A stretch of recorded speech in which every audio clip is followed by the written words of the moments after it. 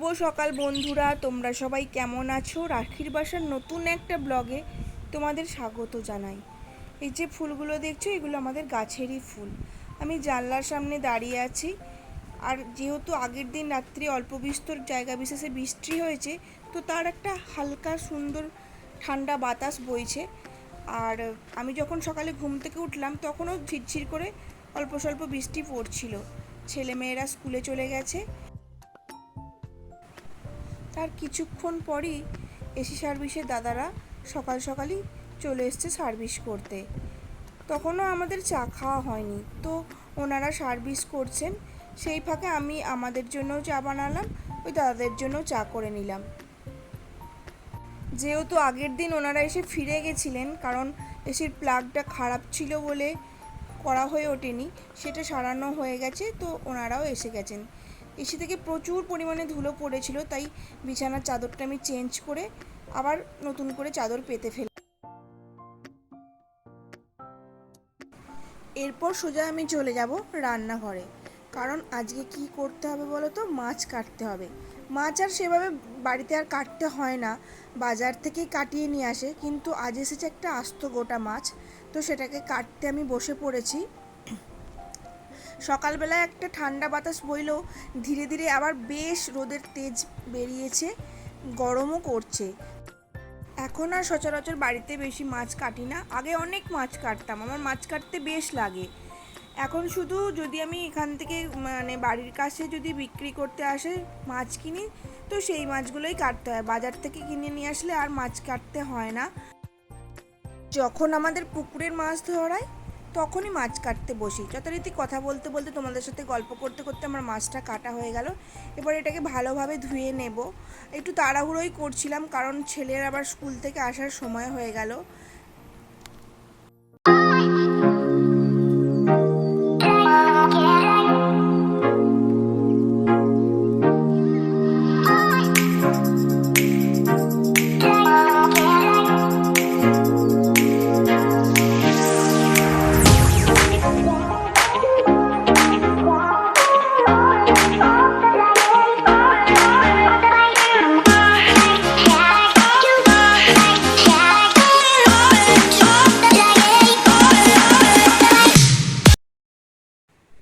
মাছগুলো আমি বেশ কয়েকবার জল দিয়ে দিয়ে ভালো করে ওয়াশ করে নিয়েছি।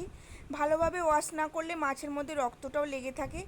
আর আমি মাছগুলোকে দুটো ভাগও করে নিয়েছি, একটাতে আমি ফ্রিজে রেখে দেব তুলে, আর বাকিটা করব আজকে রান্না। তো যেহেতু এর ফাঁকে আমি অনেকগুলো কাজও করে নিয়েছি, যেমন সমস্ত সবজিও কেটে নিয়েছি। আর গোপুসোনারও একদম স্কুল থেকে আসার সময় হয়ে এসছে, তো সেই জন্য ভাবছি যে ওকে আজকে কী দেবো স্কুল থেকে আসলে, কারণ ওকে আসার পর প্রতিদিনই কিছু একটা শরবত দিই, হয় ওআরএস নয় গ্লুকন-ডি। তো আজকে দেখা যাক কী দেওয়া যায়। কথায় কথায় আমি রান্নাটা বসিয়েও দিলাম, মাছ ভাজতে বসিয়েছি। তো আর ফ্রিজে ছিল আমার একটু টক দই, সেটাই মাথায় আসলো, তো সেটা দিয়েই বানিয়ে দেবো ওকে একটু লস্যি বানিয়ে। তার জন্য আমি মিক্সারের জারের মধ্যে টক দই, স্বাদ মতো চিনি আর বিট লবণ আর একটা এলাচ দিয়েছি, সেটাকে দিয়ে ব্লেন্ড করে নেব। তারপর দুজনের মতোই হবে, বেশি যেহেতু টক দই ছিল না, তো ওদের দুজনকে আমি ভাগ করে দেবো, দিদির আর ভাই দুজনের জন্য বানিয়ে দেব। আর তোমরা কীভাবে লস্যিটা বানাও আমাকে অবশ্যই কমেন্ট করে জানিও। আমি খুব সিম্পলভাবেই করি, একটা এলাচ দিই, কারণ ওরা এলাচের ফ্লেভারটা বেশ পছন্দ করে, তাই আমি একটা এলাচ দিলাম। আমি মাছটা ভাজতে ভাজতেই ওর জন্য লস্যিটা ঘুরিয়ে নিলাম। এবার ওকে ডাকছি লস্যিটা খাওয়ার জন্য, তো ও এসেও গেছে, ওকে একটুখানি লস্যিটা দিই আর বাকিটা রেখে দিই সানবির জন্য। মাছের ঝালটা বানিয়ে নিলাম, আর তারপর লাউ চিংড়ি করবো বলে চিংড়ি মাছটাকেও ভেজে রেখেছি। এই ফাঁকে আমি ছেলেকে স্নান টান করিয়ে ওকে একটু টিফিন দেবো। টিফিনে ওকে আজকে আর ভাত দিইনি, আজকে দিয়েছি কলা আর পেঁপে। খাও। আজ স্কুলে কী কী লিখিয়েছে, কী কী করিয়েছে বলো বলো, কী কী লিখিয়েছে? 7 লিখিয়েছে। আর ড্রয়িং করিয়েছে নাকি? আর কাজ কি দিয়েছে বাড়িতে কাজ? আর রাইমস করিয়েছে? কি রাইমস করিয়েছে? আজকেও ঠিকঠাকই উত্তর দিয়েছে। কিন্তু প্রত্যেক দিনই স্কুল থেকে আসার পর আমি ব্যাগ চেকটা করে দেখে ওকে জিজ্ঞাসা করি তো স্কুলে আজকে কী কী কাজ হলো। ও আমাকে বলে আজ আমাকে কেমিস্ট্রি পড়িয়েছে, হিস্ট্রি পড়িয়েছে, সায়েন্স পড়িয়েছে।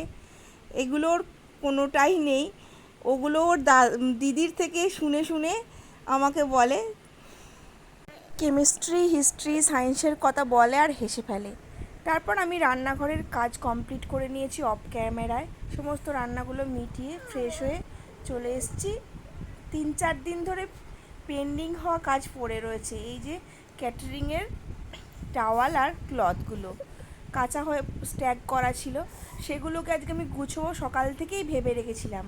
তো সেইগুলো নিয়েই বসে পড়েছি আর ছেলেকে বসিয়েছি পড়তে। সানবিও স্কুল থেকে চলে এসছে আর ওর কালকে 25শে বৈশাখের স্কুলে আছে ফাংশান। তো ও আমাকে জিজ্ঞাসা করছিল, মা তোমরা যখন স্কুলে পড়তে তখন তোমরা কিভাবে কি করতে।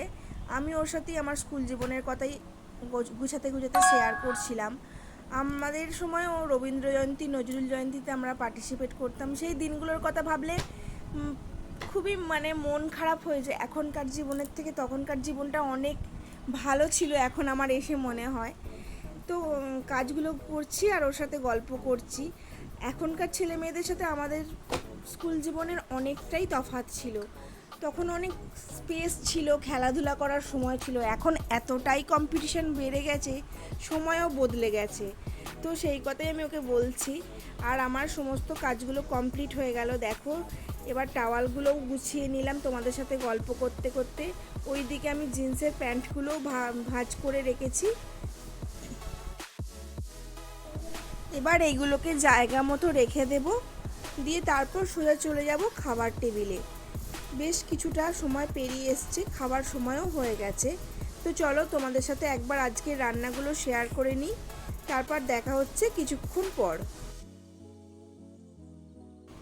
বেশ কিছুটা সময় কেটে গেছে, ক্যামেরা অন করিনি।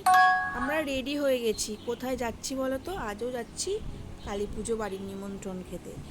তখন বাজে 10টা। কারণ কি সানভি পড়তে গেছিলো, পড়ে ফিরলো 10টার সময়। আমরা রেডি হয়েছিলাম, তারপর এবার বেরোবো আমরা কালী পুজো বাড়ি। তো চলো বেরিয়ে পড়েছি। বেরিয়েই দেখো আমাদের বাড়ির কাছে একটা বজরংবলীর মন্দির আছে, সেখানে একটুখানি দাঁড়িয়ে ছবি তুলে নিলাম। তারপর চলে গেলাম সোজা কালী পুজো বাড়িতে। তখন পুজো শুরু হয়ে গেছে, ঠাকুরমশাই পুজো করছেন। আর ঠাকুরের সামনে আমরা যেতে পারছিলাম না, কারণ ঠাকুরের সামনে বসে সকলে অঞ্জলি দিচ্ছিল। তো যেহেতু অঞ্জলি দিচ্ছিল তাই সাইড থেকেই দাঁড়িয়েই মাকে দর্শন করলাম। তো যেহেতু ভিড় অনেকটা রাত্রিরও হয়ে গেছিলো আর ভিড়ও হচ্ছিলো, তো আমরা সরাসরি চলে গেছি খাবার টেবিলে। ওদিকে সানভি বসেছে, এদিকে আমরা বসেছি। খেয়ে নেব, খেয়ে নিয়ে শেষে আবার একবার মায়ের কাছে গিয়ে দর্শন করে তারপর আমরা বসে পড়েছি খাবারের জন্য, ওয়েট করছি। যথারীতি চলে এসছে। খাবারের মেনুতে ছিল vegetable chop, salad, kachori, chana masala, আলুর দম, চাটনি, পাঁপড়, রসগোল্লা, আইসক্রিম। পানোটার তোলা হয়নি। তো আজকের মতো টাটা।